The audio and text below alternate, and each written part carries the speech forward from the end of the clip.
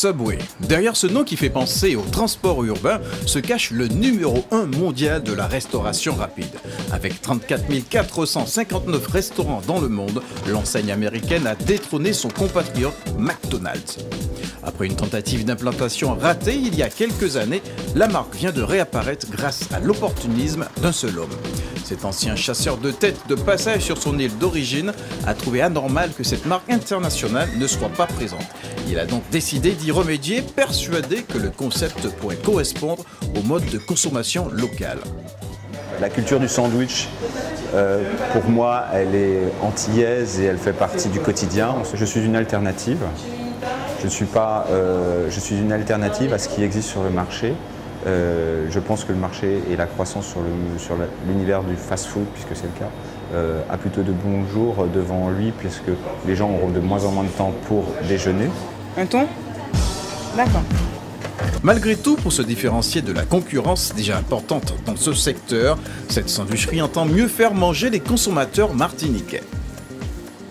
On tape énormément sur tout ce qui est aspect plus diététique des choses, parce qu'on sait que maintenant le bien-être est très important, que ce soit pour les hommes, pour les femmes. On fait très attention à son apparence pour X raisons.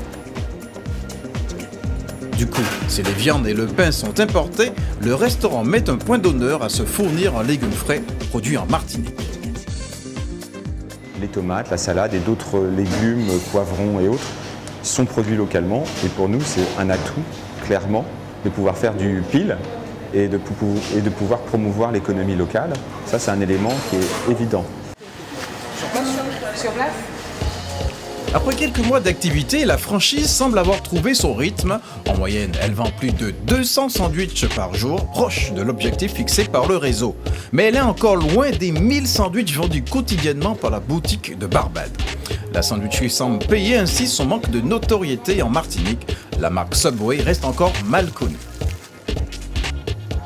Aujourd'hui, principalement, mes clients sont des curieux. J'allais dire que c'est une population jeune, 15-30 ans, qui a un peu un pouvoir d'achat, qui aujourd'hui fait attention à son corps, qui fait attention à ce qu'il mange et qui souhaite avoir de la variété et du choix. Bon, ben, je vais prendre ça à 2. Un peu comme ce jeune homme qui considère que ce nouveau commerce a sa place à côté des autres offres. C'est un complément aussi, Subway est un complément des autres snacks. Moi, je sais que quand je vais à ou autre snack, je suis content de prendre un thon mayonnaise, la morue, il n'y a pas de souci, quoi. Mais c'est vrai que c'est un complément, Subway.